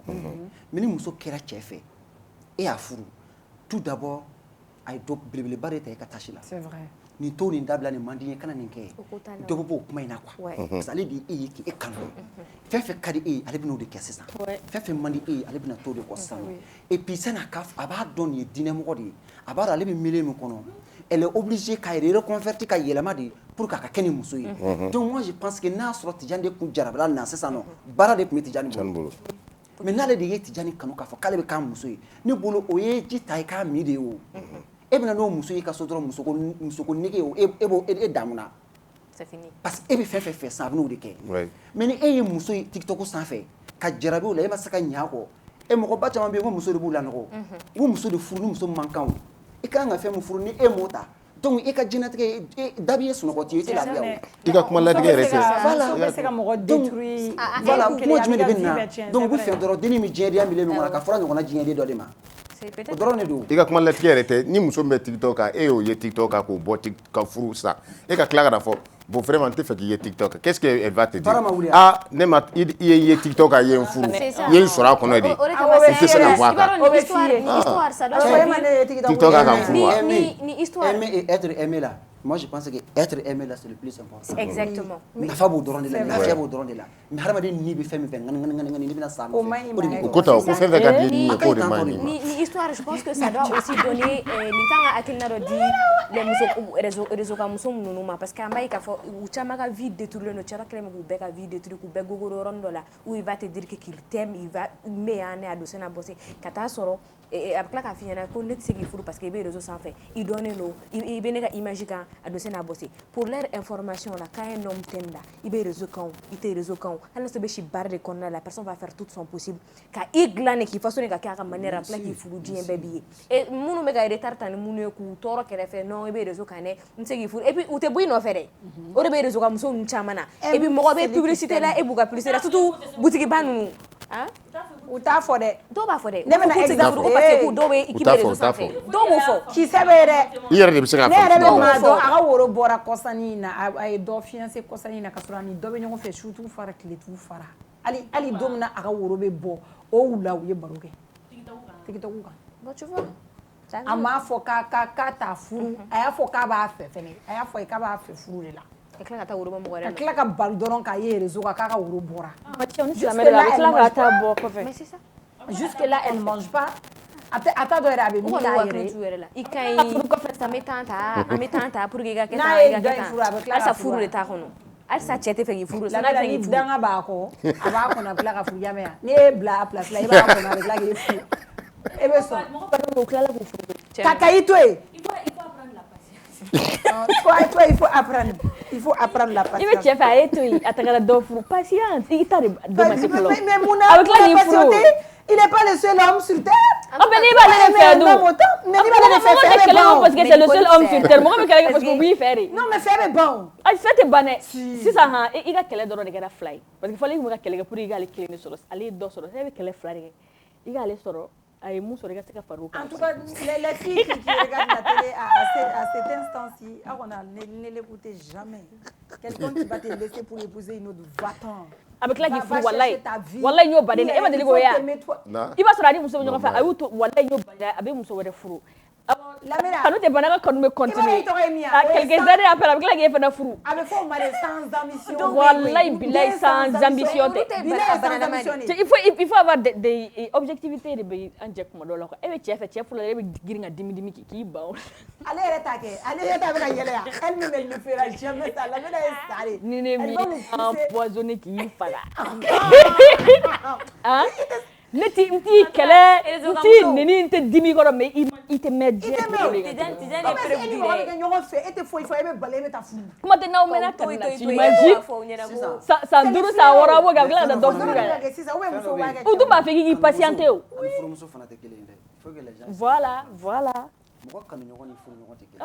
I yɛrɛ b'o de fɔ. Foyi tɛ fɔ foyi tɛ yen. Mais i b'a dɔn furu la o tɛ bɛn a ma. An b'o dɔn koyi. On fait la part des choses hein. Mais n'i y'a fɔ an ye sisan k'i b'an furu. O de janfa ye. O de janfa ye sinon an b'a dɔn pɛrɛ i ni nin bɛ kanu i b'a dɔn. Depuis a daminɛ i b'a dɔn pɛrɛ ko nin bɛ nin. Dɔw t'a dɔn. Ah ça c'est être bête en tout cas. Sinon i b'a dɔn kuma dɔ la k'i tɛ barama kilo dɔn. Wallahi dɔ b'i furu. Dɔ b'i si e t'u ka barama kilo dɔn. I t'a ka barama kilo dɔn i b'a sɔrɔ don o la ne fa fo n b'a yɛrɛ la ka dɔw fana b'o kɛ dɛ oui. Pas parce que a bɛ na i ba fo dɛ. Hɔrɔnya fana b'a ɲini fɛ n'i tɛna muso min furu kana nɛgɛ fila. Cɛ ka muso hɔrɔnya la cɛ bɛ ka muso ɲini ko hɔrɔnya. Fo n'a kɛra o ye. Mais hɔrɔnya ko kɛra. Fa fo ni ba fo ka mobili san ka di muso ma ka du d'a ma muso dɔrɔn a dɔn dɔrɔn cɛ b'i furu.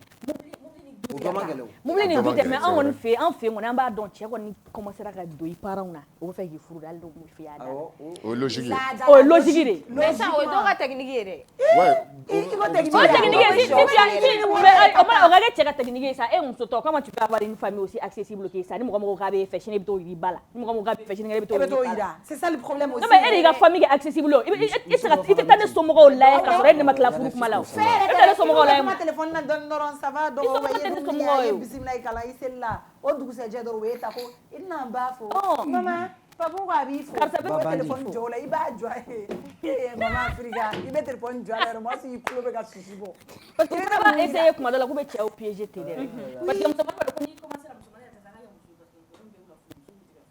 n'i y'a bila i kunna e b'a bila i kunna de sa k'a fɔ ko ni n donna n'a y'an ka so dɔrɔn n y'a piéger a tɛ se ka fɔ bilen ka sɔrɔ e b'i ka jeu la ale fana b'a ka jeu la sisan e y'i yɛrɛ malo i y'i somɔgɔw malo parce que i taara cɛ yira i somɔgɔw la a b'i furu i kɔni b'a dɔn i fa don o don a b'i ɲininka ko karisa dun o dun b'a sɔrɔ e ni karisa tɛ ɲɔgɔn kalama bilen ou bien ba b'i ɲininka don o don i ni cɛ in ka ko kɛra cogo don o don bɛ na ni cɛ kura ye bi i bɛna dɔ yira sini i b'a fɔ musokɔrɔba ɲɛna k'o ma ɲɛ sinikɛnɛ i bɛna dɔ yira i bɛ ka musokɔrɔba dɛmɛ k'a ka jahanama place dilan i tɛ to kɛnɛ ma k'i ka kamalen tigɛ kɛ n'i sɛgɛnna i ka na. Min fana b'a kɛ caman la i ni cɛ vous commencez à vous parler 1 mois 2 mois déjà tu te vois chez lui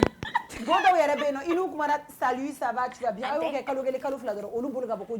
diyagoya de don e k'olu furu sa parce que i donn'u ka vie la i bɛ to n'u fɛ yen dɔrɔn i bɛ tɛmɛ dɔrɔn u b'i fɛn dɔ ye dɔrɔn u bɛ taa fɔ a kɔrɔmuso ye a bɛ se sɔrɔ e la est-ce que ne bɛ se ka don du kɔnɔ ka di minnu bɛ barama kilo 5 de tobi yala fɛ k'e bɛ don barama in sigira e de kama e ta dan ye salut ça va i bɛ to aw fɛ yen i ka saba banna i fɛnɛ k'o sɔn o ma ni mɔgɔ nana a bɛɛ tɛ se ka kɛ furu ye dɔw bɛ na minnu ka wari dun tɛ k'olu bila ka taa dɔw bɛ na. Bon fana b'o de dabila de. D'accord an bɛ taa sujet filanan. Wari dun tɛ yen bilen dɛ. Wari dun tɛ yen bilen. I bɛ t'o dɔw la dɛ. O de la sa u tora teriya na c'est mon ami parce que i bɛ se ka Ami ka wari sɔrɔ fufalaki na kan. Bon o yɛrɛ tɛ fufalaki ye wagati bɛɛ dɛ. C'est mon ami donne-moi 50 000 francs. C'est mon ami donne-moi 10 000 francs. Amitié. N'i y'a dun fu fɛnɛ a b'i passer mɔgɔ wɛrɛ ma n'ale ma mɔnɛ bɔ i la dɔ b'a bɔ. Ayi ale yɛrɛ de bɛ mɔnɛ bɔ i la dɔ jogo de. I m'a ye mɔgɔ caman ye jogo yira ne taara bi yira fo b'u bolo da kunna ka kule parce que k'u caman kun bɛ to u bolo k'u bɛ don ka wari de dun quoi donc u laban bɛ piéger quoi. Aw dɔw bɛ jarabi i yɛrɛ fa la. mun bɛ fɛ ka ni e degelen don wari dun na i b'a sɔrɔ ale fana degelen don wari di la parce que ne b'a bɛ k'e daraka e ka budget b'a bolo kan a kan ka d'a ma tiɲɛ e la o b'a bolo. I terimuso a b'a f'i ɲɛna i an ka papa tɛgɛla bilali wa a bɛnnɛ cɛ i ka kuma fɛ bani foyi tɛ tɛmɛ o cɛ a bɛ wari dun i sigilen dɔrɔn ɲɛ b'i terimuso la fini b'a ko bayini e bɛ dimi o kɔrɔ n bɛ tila ka b'i fa la n'i mɔgɔ kɛ tan ok an bɔr'o la sa ayiwa an ka bolola kisɛ filanan an y'o ta an y'a ta an y'a fɔ yan an y'a fɔ an ka kɔɲɔfo la bonne nouvelle tɛ an dusuman kasiya kosɛbɛ kosɛbɛ a dira an na parce que olu de b'an ɲɛnajɛ olu de bɛ tile k'a ka dɔnkili dumanw da an tulo kɔrɔla la c'est vrai rivalité min tun b'u ɲɔgɔn cɛ a ye ko wɛrɛ ta sinon a rivalité on aimait bien u bɛ ko minnu kɛ parce que a bɛ na ni innovation ye Mali art kɔnɔna na et puis Mali de gagne na quoi jeli ninnu fɛn fɛn tɔgɔ mana fɔ Mali de gagne na an kun fɔlɔ la k'a mɛn bɔlɔlɔw kisɛ kun y'a yira fɔlɔ k'a fɔ ko Mariam Ba ani Babani ko ne de tun interpellé don justice fait o y'a sɔrɔ Biggi yɛrɛ tun bɛ kɔɲɔ na fo dɔw ko non Biggi t'a la parce que k'a bɛ kɔɲɔyɔrɔ la et tout juste après wulada ninnu wagati fɛ an y'a mɛn k'a fɔ ko u fila bɛɛ bɛ ayiwa u ye ɲɔgɔn sɔrɔ yan fɛ yɔrɔ min tɔgɔ man di a ka nan man di a tɔgɔ man di kini duman tɛ tobi yen nan duman tɛ tobi yen k'a fɔ k'u saba bɛɛ bɛ yen nɔ ko elles seront jugées le 4 septembre prochain i m'a dɔn ko septembre ka jan dutigimuso ma denbatigi ma ka bɔ i denw kɔrɔ ka bɔ i cɛ kɔrɔ ka bɔ i ka faniw ɲɛkɔrɔ c'est vraiment long on espère que da bɛna don a la joona joona ala ka jisuma k'a fura ye an ye jaw fana ye faniw révolté la k'u taara maison comment on dit maison d'arrêt da la u tun bɛ yen nɔ Mariamba ka faniw ni Biggi ka fani ani Babani ka fani bɛɛ bɔra olu de filɛ nin ye image ninnu t'a la bole da la voilà. Donc, ni tu as un bibolo qui c'est, on va parler de ça avec Cheikh Dagno. Cheikh, non. En tant que griot, il est gelé. Et il qui va lui dire, il y a sort togodi. Bon, et voilà. Ni koi, maga gele kosoba. Ma famille. Ni maga gele parce que jeluka kele. N'i y'a fɔ ɲamakala dɔw ye ko jeliw bɛ kɛlɛ ko fo fanga da bɛ don o la ko wala ko hɔrɔn da bɛ don o la olu b'a fɔ k'o tɛ se ka kɛ jeliw bɛ ka minnu ka dɔnkili da bi dɔnkili kɔrɔ ninnu da bi jelimuso minnu sara ani kumakɛlaw bɛ ka ɲamakala kɔrɔba minnu bɛ yen n'u fatura n'u bɛ ka balo u ka kuma na n'i y'olu su wuli k'u jɔ kabi diɲɛ laban ɲamakala yɛrɛ la u b'a fɔ ko nkalon don k'olu sara ka min to ko nin tɛ i bɛ bɔ Bamako i bɛ na Kela kɔrɔ yan i bɛ bɔ Kela i bɛ taa Murujan i bɛ bɔ Murujan i bɛ munumunu ɲamakala dugu fɛn fɛn Bamako da fɛ nin ye n'i taara ka t'olu ɲininka ka Bamako jeliya réalité ta k'a yir'u la u b'a fɔ ko tiɲɛ tɛ les mots fan an bɛɛ tun faniko kuma ninnu mɛn rappeurs de ka milieu kɔnɔ rappeurs de b'a fɔ ne ka fani depuis quand jeli ne fani jeli kanubaga y'i kanubaga de i jatigi de i y'a faamuya i bɛ n sɔn n'i ye n bila ko n ka mɔgɔ nɛni n ka baara t'o ye o et puis ɲamakala i mana farinya cogo o cogo farinya ɲamakala la farinya min b'o ɲamakala la o ye ka farinya k'i jatigi deli de ka farinya ka tiɲɛ fɔ tiɲɛ min bɛ ni mɔgɔ si tɛ se k'a fɔ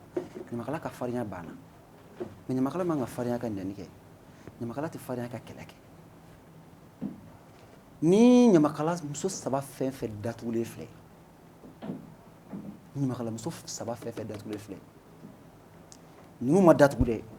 mo ni jelimuso saba in datugu dɛ i ye Bamako jeliya de datugu parce que mun na ni nɛnini ni tɔɔrɔ ni pɛridi ni lakosili nin bɛ se Bamako ɲamakala bɛɛ lajɛlen de ma wa hali ɲamakala minnu bɛ yen n'u bi région na ni tɔɔrɔ ni a kumusulu ni a dimi a bɛ se bɛɛ lajɛlen de ma wa ni jelimuso saba fɛn datugulen filɛ kelen tun tɛ se ka datugu ka kelen to aw b'o dɔn ne b'o dɔn mun na u bɛ fɛn dɔ fɔ ko n t'a dɔn a bɛ fɔ cogo di tubabukan na ko n t'a dɔn nafa fɛn dɔ bɛ yen n'i y'a kɛ le karma non c'est pas le karma fɛn dɔ bɛ yen n'i y'a kɛ i bɛ tɔɔrɔ au lieu k'i b'a fɔ k'i bɛ fɛn dɔ sa mais i bɛ tɔɔrɔ wɛrɛ de bonya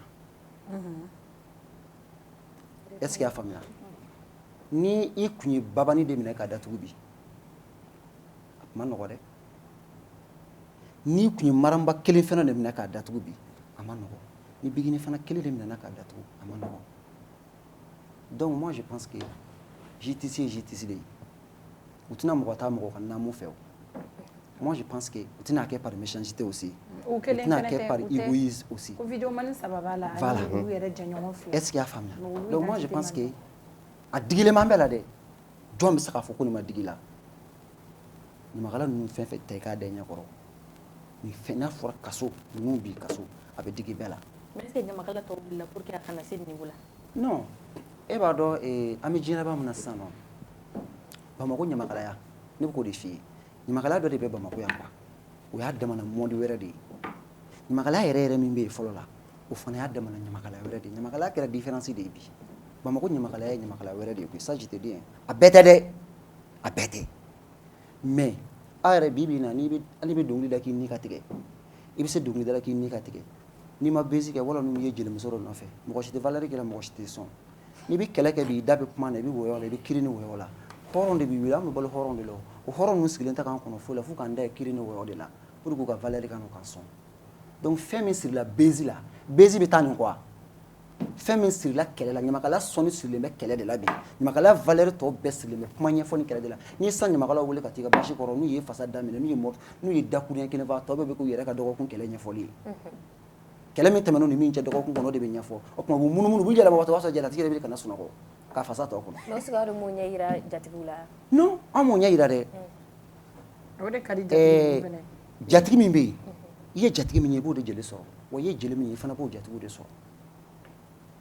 ɲamakalaw bɛ yen fo ka diɲɛ wuli jatigi tɛ se hɔrɔn tɛ se k'a fɔ k'i b'u bila kɛlɛ kɔnɔ est ce que a faamuya o ɲamakalaw bɛ yen wa hɔrɔn bɛ yen nɔ fo ka diɲɛ wuli ɲamakala kɛlɛkɛla u t'i wele ka n'u ka kungo la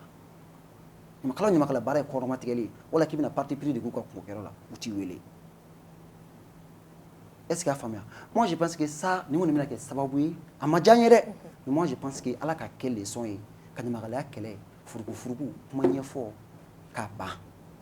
ala k'a ban parce que n'a ma ban n'an tora tantɔ ɲamakalaya tɛ yen bilen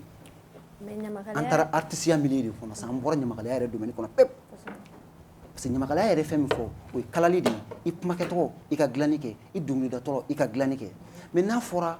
ɲamakalaya tɔ kelen don bi n'i ye sisan ɲamakala ka dɔnkili lamɛn dɔrɔn i bɛ sitanɛ ka kɛ kɛlɛ de kan kɛlɛ de bɛ diya i ye donc moi je pense que c'est devenu autre chose Bamako ta ninnu de ko don. Comme fɔlɔ n'i ma fili n'i ma ɲina u b'a fɔ ko ɲamakalakan bɛ cogo min na ko ni i kɔni donna ɲamakalakan na k'i b'a kuma fɔ ko i bɛ taa sɔrɔ i bɛ don i bɛ kɔni bɛ yɛlɛ dɔ joli kan dɔ b'i yɛrɛ senti quelque part est-ce que quelque part c'est pas la même continuité dɔ de tɛ nin ya continuité tɛ. o kumaw ye kuma olu bɛ contexte in kɔnɔ par exemple sisan ni ne ko e ma e ye ne wele ka t'i ka kungo la n k'i ma n k'i ye dugawuden ye i ye barikaden ye i y'i ba ta ka hinɛ i ba la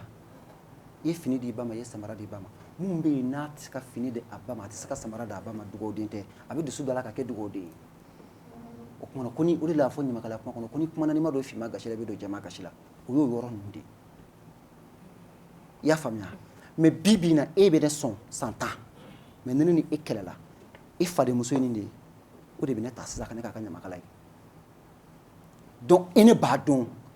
o b'a dɔn ne b'a dɔn e de n'ale tun bɛ jɛla aw fara la donc a ye ne ta ka ne k'a ka ɲamakala min ye sisan nɔ ne bɛna fara ale ka sisan dɛ k'e ka kɛlɛ kɛ ale tɛ se ka micro minɛ ka kuma parce que ale ye hɔrɔn ye komi ne min balo bɛnnen don micro la kuma ma donc ne b'ale ka kɛlɛ kɛ sisan k'e kɛlɛ est ce que ɲamakala ka baara y'o ye. mais yɛrɛ fɛ fɛn ninnu tiɲɛna wagati jumɛn. bon ne ye denmisɛnnin ye nin fɛn ninnu n bɛ se ka fɔ ninnu tiɲɛna awɔ ninnu tiɲɛna ne kɔni bɛ se ka fɔ nin ko ninnu nana a tɛ tɛmɛ a ka juguya tan sinon a tun bɛ yen dɛ depuis ala ye diɲɛ da ɲamakalaya kɛlɛ bɛ yen mais Bamako yan dɛ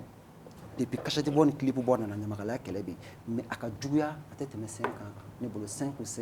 6 ans a tɛ tɛmɛ o kan. e fɛ réseaux sociaux dɔ b'a la. e fɛ réseaux sociaux de y'a kɛ tan. réseaux sociaux voilà. est-ce que réseau de est-ce que éducation yɛrɛ tɛ parce que réseau tɛ se ka ne bila ne ka éducation tɛ se ka n permettre ka taa n sigi ka mɔgɔ min ka kɔrɔ n ye k'o nɛni ou bien k'o ba nɛni ne fɛ réseau tɛ o éducation de don lamara de don et surtout an delila k'a fɔ yan c'est à dire que n y'a fɔ ko n'an ma kɔlɔsi ko jeliya a bɛ ban non c'est vrai c'est la réalité fɔlɔ la i tun bɛ jeliw ye de ni hɔrɔnw bila ɲɔgɔn na jeliw de tun bɛ taa ka aw fɔ ka bɛn kɛ aw ni ɲɔgɔn cɛ mais an y'a ye récemment c'est le contraire hɔrɔnw de bɛ taa jeliw wele jeli fila bɛ kɛlɛ hɔrɔn kulobilen de bɛ taa jeliw wele k'u sigi k'u labɛn. Et pourtant, c'était le contraire avant. C'était le contraire avant. Est-ce que, k'a fɔ ko réseau tɛ lamara de don est-ce que ninnu ni jeli mɔgɔ saba min minɛnen filɛ ka datugu est-ce que an bɛ se k'a fɔ ko c'est pas un échec pour jeli kɔrɔbaw minnu fana ka kɔrɔ est-ce que nin tɛ échec ye olu ma. bon n bɛna mun f'i ye échec tɛ jeli kɔrɔbaw ma parce que mun na e ye jeli joli ye réseaux sociaux sanfɛ i yɛrɛ bɔra ka mun fɔ sisan ni hɔrɔn b'o wele ka t'u labɛn n'u ka kɛlɛ n'u bɛ tila ka continuer n'a ye wa i k'a dɔn k'a bɛ se hɔrɔn ma wagati min na o b'a sɔrɔ jeliw fana y'u ta de kɛ. o kɔrɔ ko jelikɔrɔbaw fana dɛsɛl'u la. n bɛna min f'i ye fɛnko man ɲi dɛ mais fɛn sɔrɔ fɛn fɛn la bi i bɔtɔ la a ma nɔgɔ dɛ nka dawula mana siri fɛn fɛn na bi i bɔtɔ a ko kɔnɔ a ma nɔgɔ dɛ i ka tɔgɔ n'i ka bonya n'i ka karama n'i ka mobili sɔrɔ n'i ka du sɔrɔ mana siri fɛn fɛn la bi i bɔtɔ a kɔnɔ a ma nɔgɔ dɛ yanni i ka so ma mɔgɔ yɛrɛ woloden i bɛ den min bange i b'a sigi bi bi na bi diɲɛ laban in na i b'a sigi k'a ladi ko min na sini a bɛ ko kɛ tuguni mun ka jugu n'o ye i y'a faamuya ɲamakala foyi tɛ yen bi k'i ye san 25 sɔrɔ ɲamakalaya kɔnɔna na ɲamakalaya danbe n'a dignité ye fɛn min ye k'i t'a dɔn mɔgɔ dɔ bɛ yen i b'a sɔrɔ i ye ɲamakala den ye i ma wolo ɲamakalaya encadrement kɔnɔ i ma mɔ encadrement kɔnɔ mais n'i nana kɛ ɲamakalaya baara kɛbaga ye i ni ɲamakala minnu bɛ jɛ i ni ɲamakala minnu bɛ baro kɛ i bɛ ɲamakalaya ladamu sɔrɔ i b'a jogo sɔrɔ kɔnɔ ɲamakala tana ye fɛn minnu ye ɲamakala ka rôle ye fɛn minnu ye i b'olu dɔn kɔnɔna na min bɛ min arranger i b'o de kɛ o kɔrɔ ko kɛlɛ in de b'o arranger voilà min bɛ min arranger dɛ i b'o de kɛ i y'a faamuya jeliw b'a fɔ bi midi ko n bɔra kɛlɛ kɔnɔ 14 heures u bɛ tila ka na kɛlɛ wɛrɛ daminɛ mun de don ni e k'a jateminɛ fɛn mana bɔ kɛlɛ kɔnɔ o bɛ tunu a bɛ tunu min ni réseaux sociaux ta réseaux sociaux kɛlɛ in bɛ yen a mɛnna o fadenya in bɛ yen a mɛnna o mais ni cogoya tun de kun tɛ o de la ne b'a fɔ n ko réseaux sociaux parce que fɔlɔ kun réseaux sociaux de ye ampleur d'a ma TikTok de ye fani ko compte boosté millions de vues millions de j'aime ouais mais i y'a faamuya hɔrɔn bɛ Bamako bi bi in na hɔrɔn tɛ n'i ma dɔnkili da k'i ni ka tigɛ mais Gims i bɛ jelimusow de sisan i bɛ baneni bilen dɔn wa u bɛ baneni bilen de kɛ sisan fɔlɔ jelimusow tun t'olu kɛ fɔlɔ jelimusow tun t'o kɛ c'est vrai fadenya tun b'u ni ɲɔgɔn cɛ fadenya tun b'u ni ɲɔgɔn cɛ babani tɛ bi jelimuso ye dɛ évidemment effectivement babani tɛ bi jeli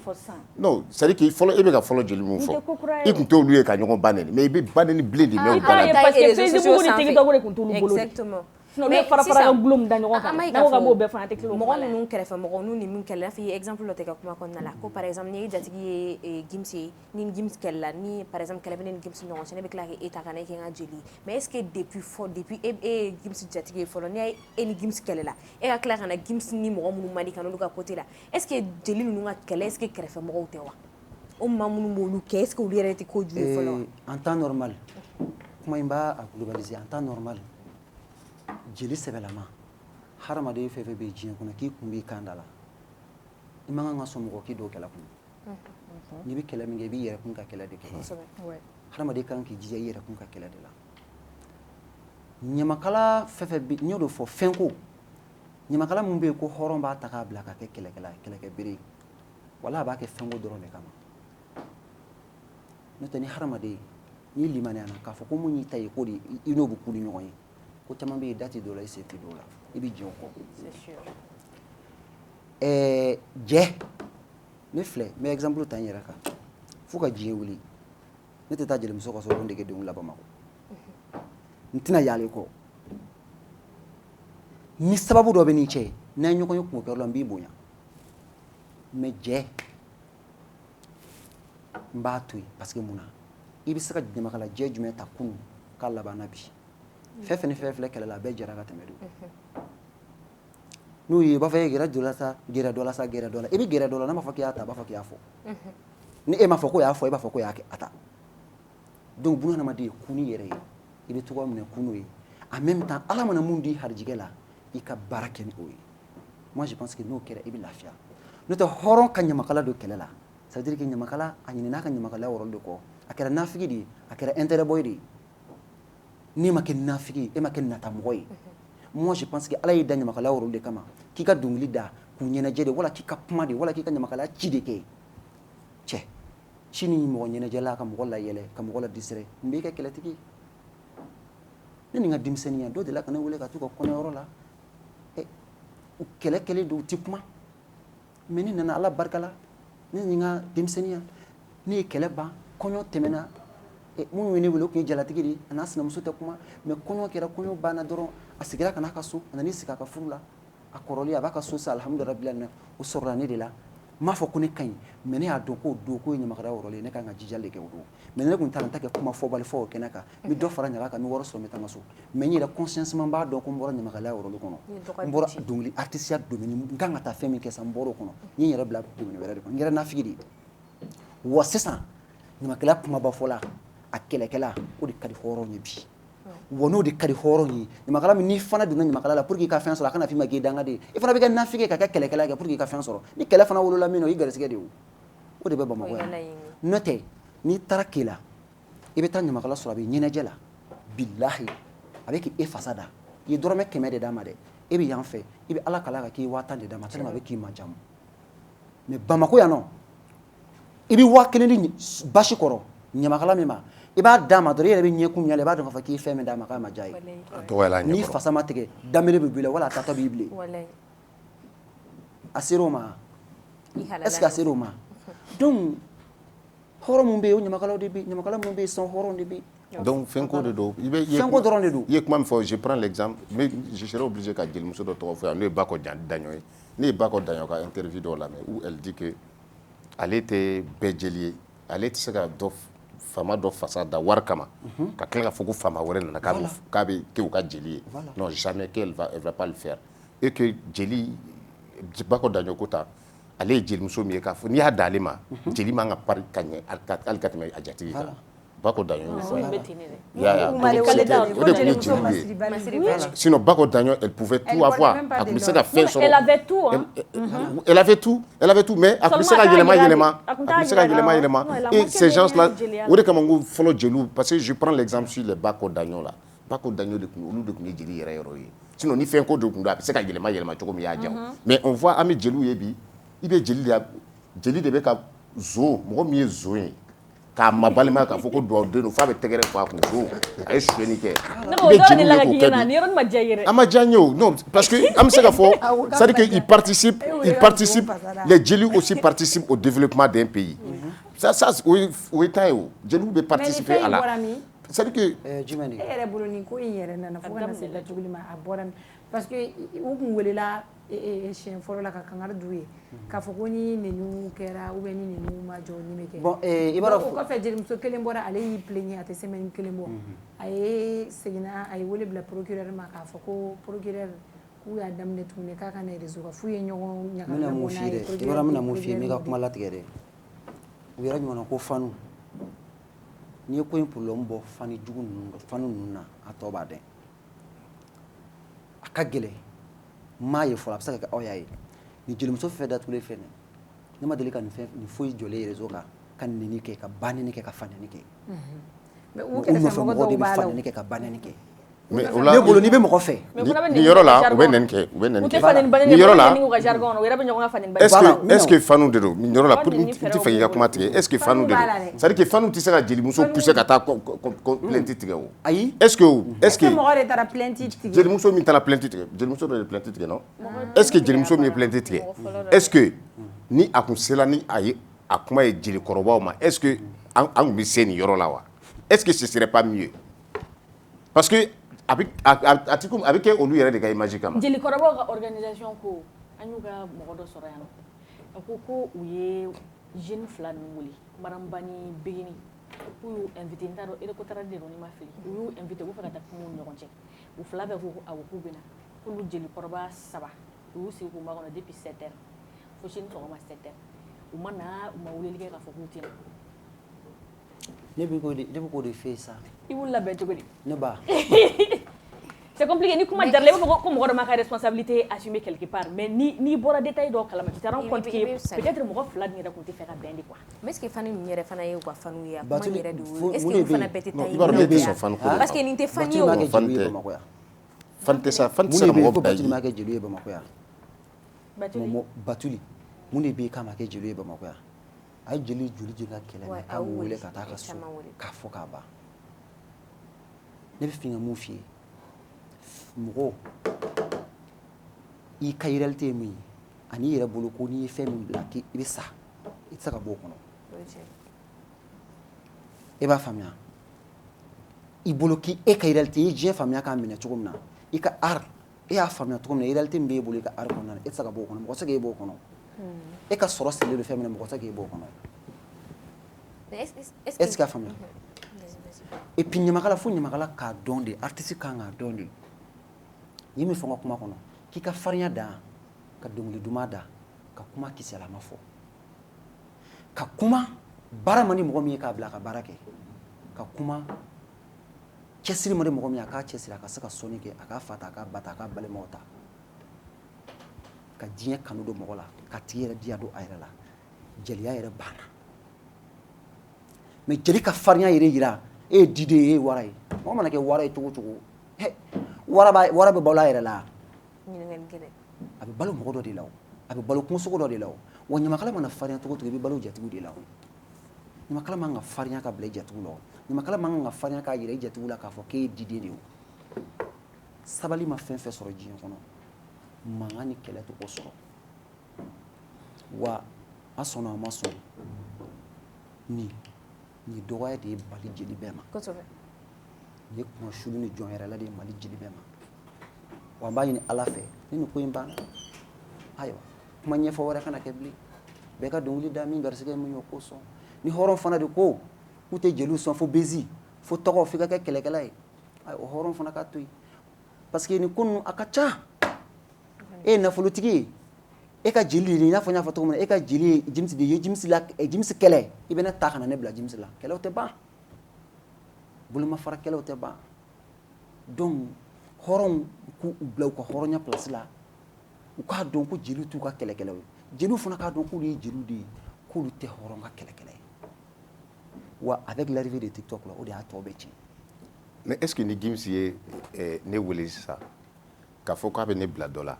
est-ce que ni ne sɔnna est-ce que d'une part a ma diya ne yɛrɛ ye wa a diyara i ye kɛ est-ce que ne man ka fɔ Jimsi Jimsi ne ye jeli de ye tiɲɛ yɛrɛ la e bɛ ka min kɛ ne tɛ se k'o kɛ fɛn ko n'i ka fɛn don a to yen est-ce que non ouais parce que o de kama n ko k'a fɔ ko fan do k'a fɔ ko fanu de y'u bila la moi je ne suis pas trop d'accord avec ça mais ko in ka ampleur ta kɛ an bɛ k'o fanuko kuma min fɔ ne de ma sɔn o fanu ye k'a fɔ k'olu ye fanu ye yɛrɛ parce que fanu yɛrɛ to yen fani yɛrɛ i bɛ mɔgɔ min fɛ e dala kuma tɛ se k'o se problème ma e ka dala kuma ma k'o do problème wa e sɔrɔ bɛ la o man ka dɔgɔya e ɲɛna quoi sisan Jimsi ye min fɔ ne ma sɔn o de ma ni Jimsi ye min fɔ e ko tiɲɛ yɛrɛ la jelikɔrɔbaw y'u wele récupérateur y'u wele ka sɛgɛn et que u nana u yɛrɛ ma sɔn ka taa yen u m'alu wele ka fɔ k'an tɛ na ala batuli da la est-ce que ça c'est pas la solution est-ce que nin t'a solution ya est-ce que fanga in de t'a solution ya mais ne nin tɛ solution jumɛn de b'a la